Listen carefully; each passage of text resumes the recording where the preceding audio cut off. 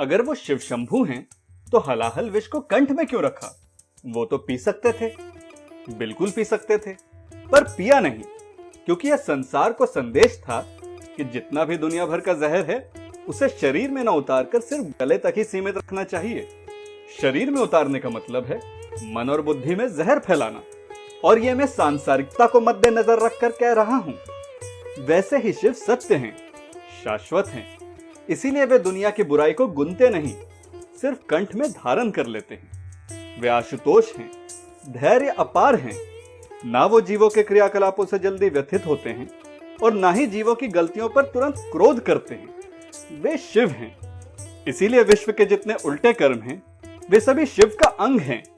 इसमें रहन सहन वेशभूषा से लेकर उनकी कृपा तक इसमें शामिल है। क्योंकि उन पर दुनिया का जहर असर ही नहीं करता, वे राक्षसों और देवों में समभाव रखते हैं। वे केवल जीवों के उन कर्मों को देखते हैं जो मानव कल्याण के लिए किए गए हैं, चाहे वो कर्म राक्षसों द्वारा किए गए हों, देवों द्वारा या मानव द्वारा। वे उनकी बुराइयों की तरफ ध्यान नहीं देते, इसीलिए उन्होंने हलाहल केवल कंठ में ही रखा। शिव कोई पंच तत्व से निर्मित देह स्वरूप नहीं है, वे परम ब्रह्म परमेश्वर हैं, जो दिव्य देह संसार को दिखाने के लिए धारण करते हैं। उसमें ना तो शरीर है और न ही कोई कंठ, क्योंकि यह शरीर स्वेच्छा से धारण किया हुआ दिव्य देह है। पर हमें सिखाने और दर्शन देने के लिए शिव अपने रूप को प्रकट करते हैं, ताकि हम उस ब्रह्म के साक्षात दर्शन पर अपना जीवन धन्य कर सकें।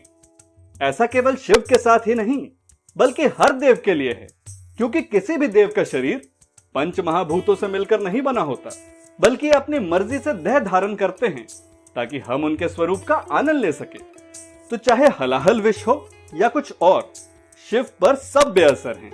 पर ये लीलाएं हैं जो मानव शिक्षा के लिए ही की गई हैं। इसलिए आप भ्रमित न हो। जिनसे ब्रह्मांड प्रकट हुआ, जो ब्रह्मांड के धारक हैं, उन्हें ब्रह्मांड की कोई वस्तु कैसे असर कर सकती है? क्योंकि उनके उदर में तो हर जीव और उनके जहर सहित अनेक ब्रह्मांड निहित हैं।